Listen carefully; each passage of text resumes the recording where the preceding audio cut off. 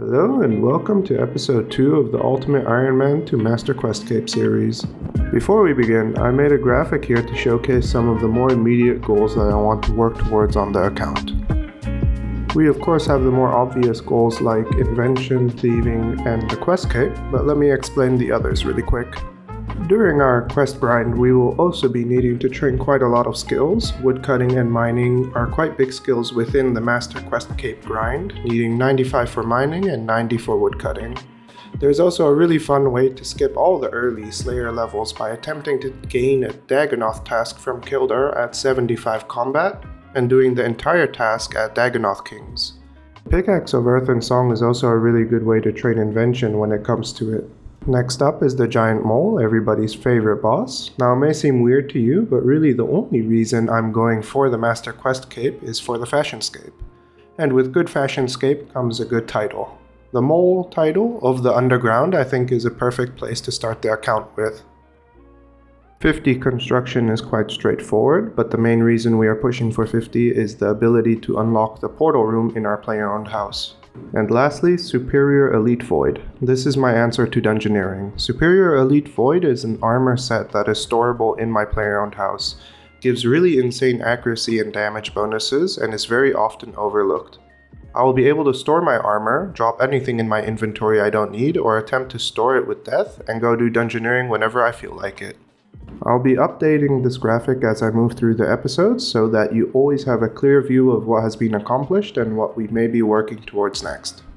We ended episode 1 finishing the dig site, and can start episode 2 with finally finding the clean necklace for the achievement and ability to create dig site pendants. I was already in the Varrock Museum and remembered I hadn't done the quiz yet. A tip for getting it done quickly if you don't know the answers is to just hold down either 1, 2, or 3 and hold down spacebar. You'll eventually get the right answer. And that's the quiz done for 23 Hunter and 9 Slayer. Next up is the Death Plateau. This allows me to complete the Supply and Demand achievement, which will also reward me with quite a few XP lamps, while also being a Master Questcape achievement. To complete it, you need to complete 5 trips total, with each trip requiring a higher combat level. Each trip will also give me 3 lamps with 180 XP each, which will go into Herblore of course. And that's Death Plateau completed. Time to start the back and forth trips. Trip 1 completed, and Trip 2 completed, Trip 3 completed, and that's Trip 4. And finally, Supply and Demand completed. Used up all the lamps for 26 Herblore, only 20 levels to go for the final Thieving Caper requirement. Skipping forward a little bit, I realized my Revel bar wasn't set up quite the way I wanted it to be. I needed some quick weapons so that I could make sure it was auto-switching according to what style I was using. And the easiest way to get early game weapons is the Blood Pact. And that's Blood Pact completed. Free 5 ranged from the lamp as well. Time to set up the action bars. So if you've never done this before, what you want to do is go to Gameplay, Action Bar Binding, and make sure you set the weapon style and the action bar number. You can go even further in depth and set action bar presets, but for now I'm happy with how it works. If you're still feeling confused about how it works, feel free to comment down below and I'll be more than happy to walk you through it.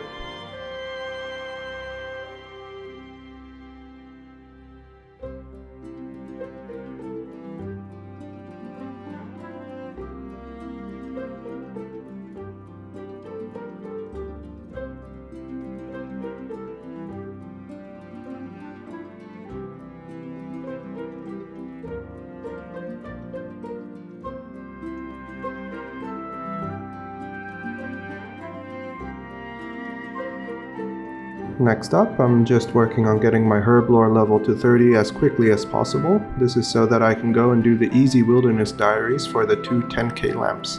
I went over the troll method in episode 1 where I kill them for herbs, make the unfinished potions in Taverley, and buy whatever secondaries I can over there due to their large stock of low level Herblore secondaries that they have. Anything I can't buy or buys out, I'll go hunt myself, which isn't too bad. Overall, I think I was averaging around 10 to 15k Herblore XP per hour, which, to be fair, could be a lot worse.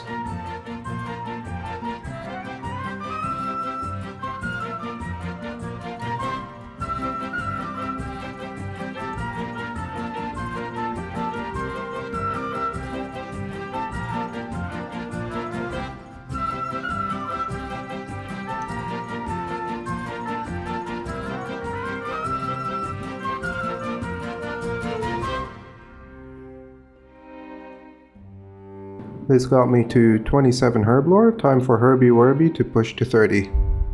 If you're still a relatively low level, I would definitely recommend doing Herbie Werby. The points that you get can be used to buy something called a herb bag, which is really great for a low level slayer. And that's 30 Herblore, time to finish off the rest of these points and then go and do the Wilderness Diaries. Luckily I am doing all of my Wilderness achievements right before the rework, so it should be quite easy. Starting with take a potato chip and eat it, checking the Wilderness scores. Taking the subway completed by entering the KS tunnels. And here we don't even need to talk about it, this achievement never happened, look away. And we're done, next achievement. Repressed completed, unlocked and loaded completed, chaos TO completed, tenuous link completed, last one, exposing yourself completed, and that is 39 Herblore achieved. Only 7 more levels for the final caper requirement, but this also unlocks Edgar's Ruse. And that's 15 agility, which is a requirement for Troll Stronghold. So I'm looking to do Troll Stronghold first, and then Grand Tree and Edgar's Ruse last. That should hopefully get me the agility and Herblore levels I need for the final thieving caper. Getting ready to do some more quests, I realized I would need some food, so I'm gonna fish to level 10, complete fishing contest for 21 fishing, and then I can cook up some trout. And that's fishing contest completed and 21 fishing. Next up is to catch and cook some trout, and time to fight Dad. I do believe there is a safe spot in the northeast corner, which should make this fight quite straightforward. I also have a very low magic level though, and I'm using a tier 1 staff, so this may take a while. I'll just see you guys when it's done. And that's Dad done. Took me a good 5 minutes to complete. Time to do the rest of the quest.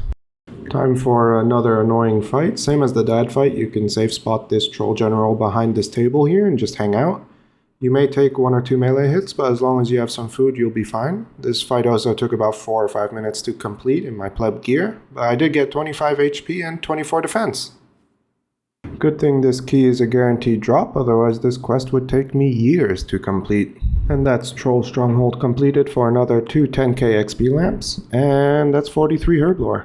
Back to agility, and that's 18, which unlocks the watchtower trellis. If you don't know how to set it up, you have your camera lay quite flat like how I have mine currently, and this allows you to click both the trellis and the stairs down without having to move your camera around at all.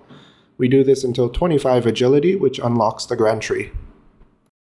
And that's 25 agility completed. Let's go do the Grand Tree. And Grand Tree completed, and that's a lot of levels. Most notably, we got 31 agility, which unlocks the north part of the Anachronia course for us.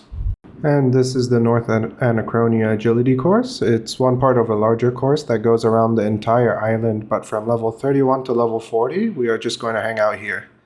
And if you haven't seen it before, you just go back and forth, really. And that's 40 agility completed, finally, which is also one of the requirements completed for a guild of our own. Time to get my thieving to 62 to start getting ready for some safe cracking. And 58 thieving, 59 thieving, 60 thieving, big milestone, 61 thieving, 62 thieving, and that's another requirement completed. Alright, time for Edgar's Ruse, and that's the runner I needed, perfect. And here we are after dying to the trolls.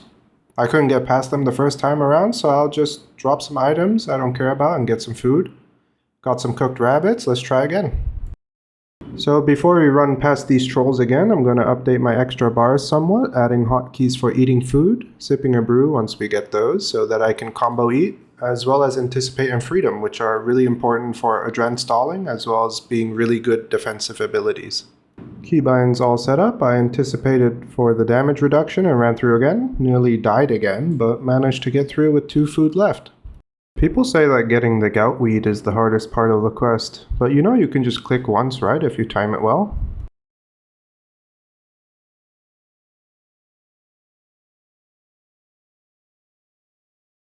As easy as that. Edgar's Ruse completed for 45 Herblore, 1 level off of what we need. So we just did another run of trolls for that last bit of XP to 46. Managed to also get 30 magic and unlocked Surge. You'll see that I added it to my extra action bar right away. It's easily the most useful quality of life spell in the game. And that's 46 herblore completed and all requirements for a guild of our own.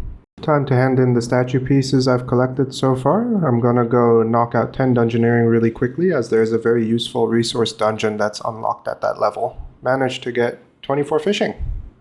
So here I will show you what I mean with when I said death doesn't hold any items for you. With only 3 items in my inventory and nothing equipped, I'll just get everything back for free.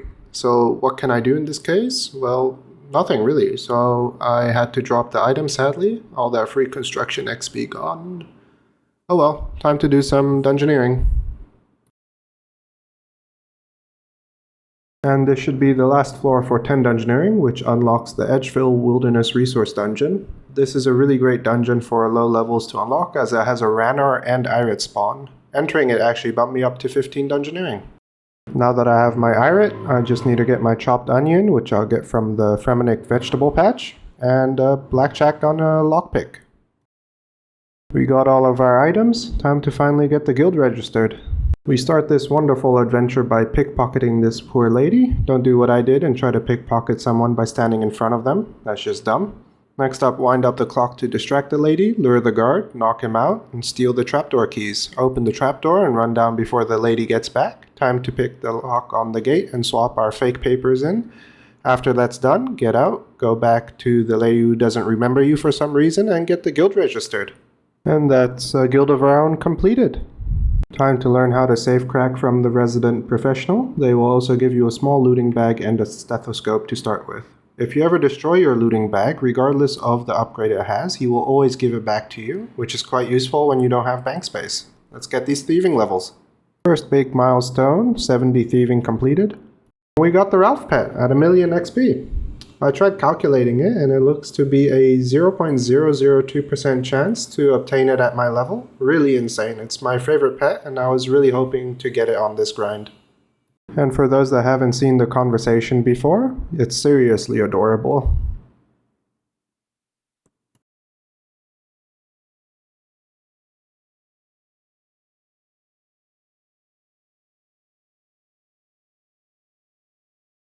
Alright, back to thieving.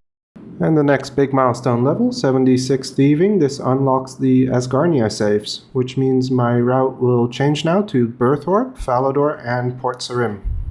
On that note, remember those beehives we set up in episode 1? Well, I've kind of forgotten about them, so let's go check them out.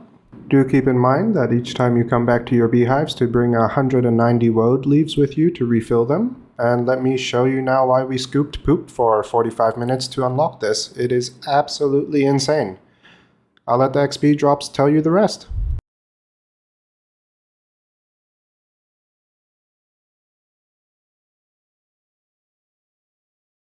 I believe we started at 17 farming, and we ended at 33. So I was just going back to thieving, and I didn't notice it before, but I think Jagex may have broken Falador wall. Well. Yeah. That's quite interesting. Oh well. Back to thieving. Next milestone level, 83 thieving achieved, Kandarin saves unlocked, and it's time for the final stretch. And with this inventory, that should be 90 thieving achieved, as well as 6.8 million gold saved up for the construction grind, as well as ports unlocked. So that's one of the more immediate goals achieved as well. Next episode, I will be showing the AFK gains I have achieved on this account while editing, and we'll get started on the next couple goals as well. I hope you've enjoyed this episode, and please like, comment, and subscribe if you have. I really enjoyed replying to everyone's comments in episode 1 and wanted to also just say a huge thank you for the support on that. And with that, I'll see you guys in the next one. Good night and good luck.